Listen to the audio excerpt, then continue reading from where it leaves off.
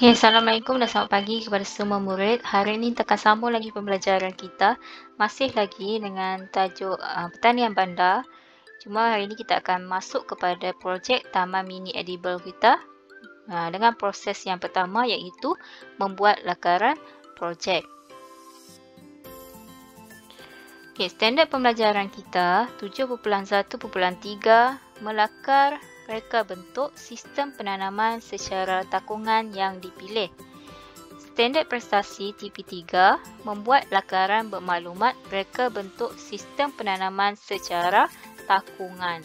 Okey, kalau kamu buat lakaran, kamu akan dapat TP3. TP3 tu memang dah dapat. Okey.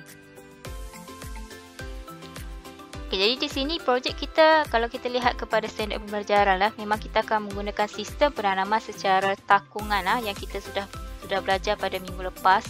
Masih ingat kan 3 sistem takungan tu kamu boleh pilih. Sistem mana yang kamu nak buat, kamu boleh pilih mana satu kamu nak buat projek tu. Okay, projek taman mini edible, tempoh masa cikgu bagi 2 minggu untuk lakaran, 3 lakaran dan 2 minggu lagi kita akan buat projek. Okey, maksudnya minggu ni kita masih lagi buat lakaran dan minggu depan. Okey, kenapa dia dinamakan dengan taman mini edible? Okey, taman mini edible ini bermaksud pelbagai jenis tumbuhan yang menghasilkan makanan seperti pokok buah-buahan dan sayur-sayuran yang ditanam di kawasan yang terhad. Maksudnya kita hanya menanam tumbuhan yang kita boleh makan, okey, yang edible, yang boleh makan. Jadi kita menggunakan sayur-sayuran ataupun buah-buahan, kamu boleh tanam yang itu. Dalam kawasan yang terhad, maksudnya kita buat yang boleh kita mudah alihkan dia. Okey, ini cikgu legend edible. Okey, menjana idea. Langkah pertama yang kita perlu buat ialah menjana idea. Okey, kalau kita lihat di dalam WhatsApp 4 sekawan ni, ni dia dalam satu kumpulan lah ni, 4 sekawan ni buat grup WhatsApp. Jadi dia cerita esok dia nak buat taman mini edible di kawasan kelas. Jadi Jonis pula cadangkan kita gunakan sistem takungan untuk menanam semua pokok sebabnya kawasan kelas kan terhad. Jadi kita kena menggunakan sistem takungan lah. Fonyi setuju dan dia boleh menggunakan bahan guna semula. Okey, jadi jimatlah duit dah guna bahan guna semula sahaja. Okey, jadi kita susun jadilah landscape. Ini melalui dia lah ni, menjana idea dia. Okey, kalau kamu nak menjana idea pula di rumah, okey, kita lihat video ini dulu. Macam mana kita nak menjana?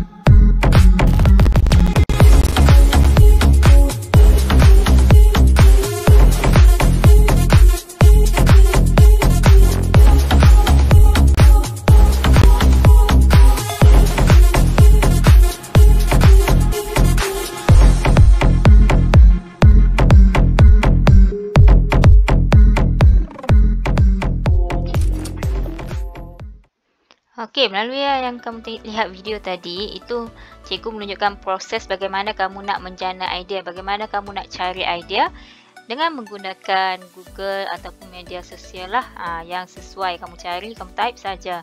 Aquaponik menggunakan bahan kita semula, hidroponik menggunakan bahan kita semula. Nanti dia akan keluar gambar-gambar tu untuk idea kamu bagaimana kamu nak membuat projek. Ada banyak cara kamu nak buat projek.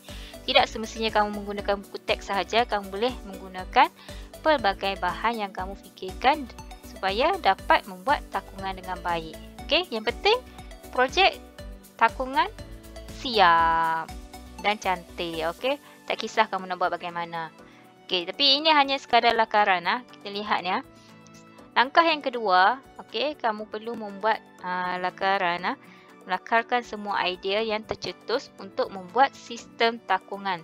sistem takungan saja, kita bukan membuat pasu letak tanah, tidak.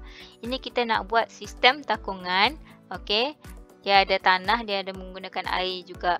Yang tidak perlu kamu nak siram setiap hari. Maksudnya kita ada 3 sistem yang hari tu cikgu dah bagi tahu. Hidroponik, aquaponik dan juga penanaman kendiri. Okey.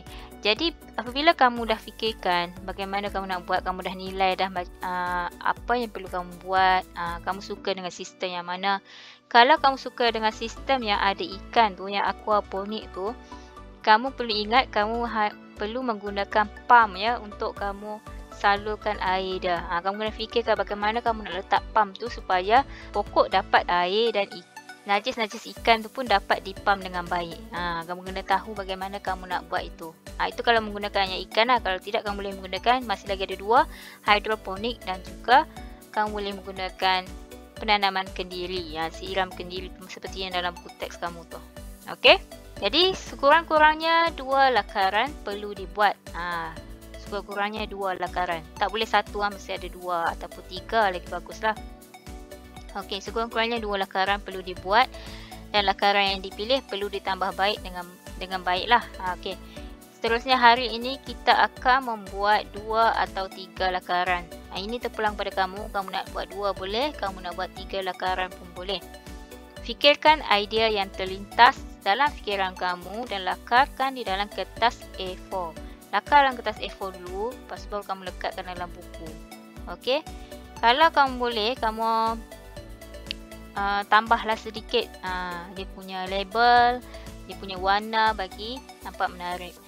Sebenarnya proses yang ketiga ialah menilai lakaran dan membuat penambahbaikan, tapi cikgu simpan untuk minggu depan. Minggu depan baru kita buat untuk menilai.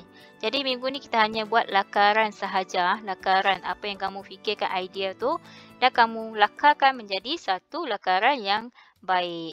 Okay, kita lihat contoh lakaran pula. Okey, ini cikgu lukis.